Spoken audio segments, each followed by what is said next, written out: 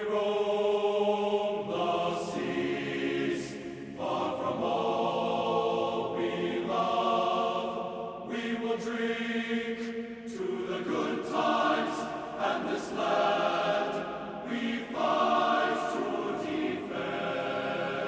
Naval Academy Museum presents A History of the Navy in 100 Objects.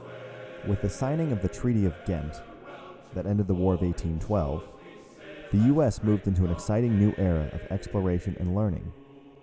Politically, we were looking outwards around the world, and our Navy was an important element of this process, protecting commerce, exploring, and building diplomatic relations with countries and peoples around the world. Specifically, at this point, the Navy began to assume an additional role, one which the Army did not share.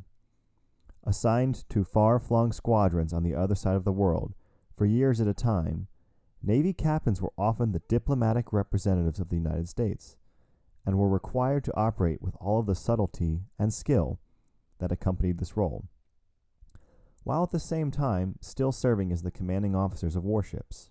In 1823, President James Monroe addressed Congress, and in this speech he articulated the U.S. foreign policy stance that would become known as the Monroe Doctrine. Simultaneously, the U.S. is working to expand its economic influence abroad, not only in Latin America, but also around the world. The Navy would be one of the main vehicles through which this policy and the Monroe Doctrine would be implemented. By the 1830s, the U.S. was entering its second decade of peacetime, and its naval ships were busy traveling the world with various squadrons. In future episodes, we will look at some of the technical innovations occurring at this time as well. We already addressed the ironclad warship when we discussed the Monitor and the Virginia.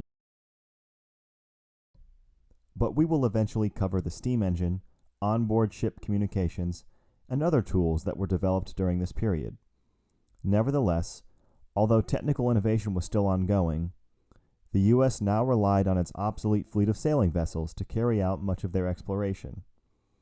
Squadrons composed mostly of these sailing vessels included the West Indies Squadron, the Brazil Squadron, the Pacific Squadron, the Africa Squadron, the Mediterranean, and the East Indies Squadron. Often composed no more of 2 or 3 ships, these squadrons would be gone for years at a time.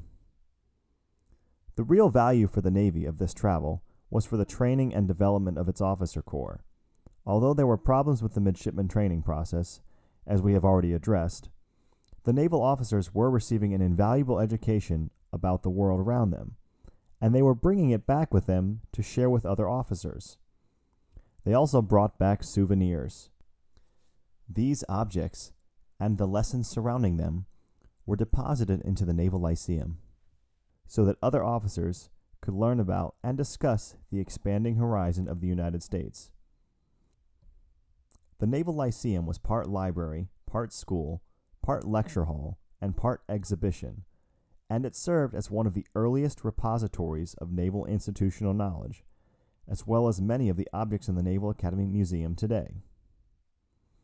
Our object today is a series of souvenirs collected by the early Navy squadrons in their travels. There are over a dozen in the display case, and some of the highlights include American Indian carvings and tools from the Pacific Northwest, elaborate bottles and cups from Peru and the Hawaiian Islands, a piece of a mummy case from ancient Egypt, and a sculpture head from the ancient Ionian city of Ephesus. Ephesus was home of the famed Temple of Artemis, one of the 7 wonders of the ancient world.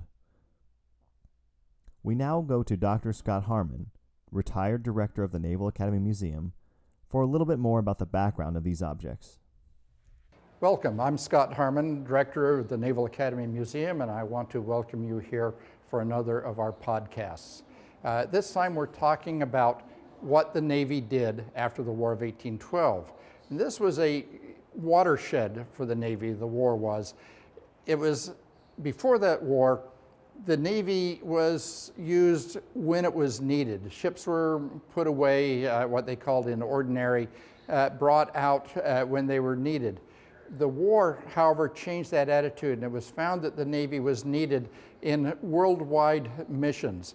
And that mission was to protect American interests. Essentially, the protection of American commerce, which was expanding greatly throughout the period after the war. And American ships were needed to protect those merchants and protect the American flag wherever they might be. Well, just as sailors do now when they're in foreign exotic countries, they collect souvenirs.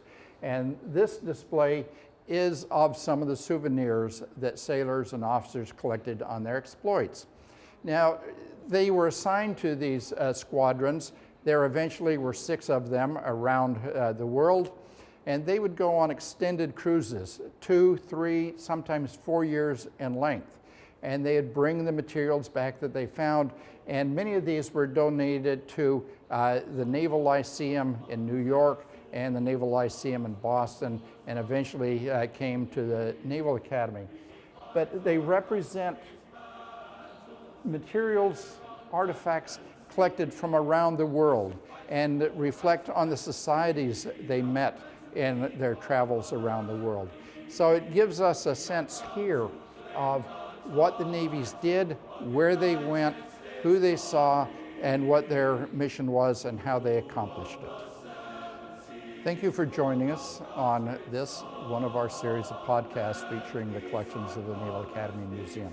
We hope you will join us on other visits and see more of our collections, and hope also that this will encourage you to come and pay us a visit in person. We would welcome you here. Thank you.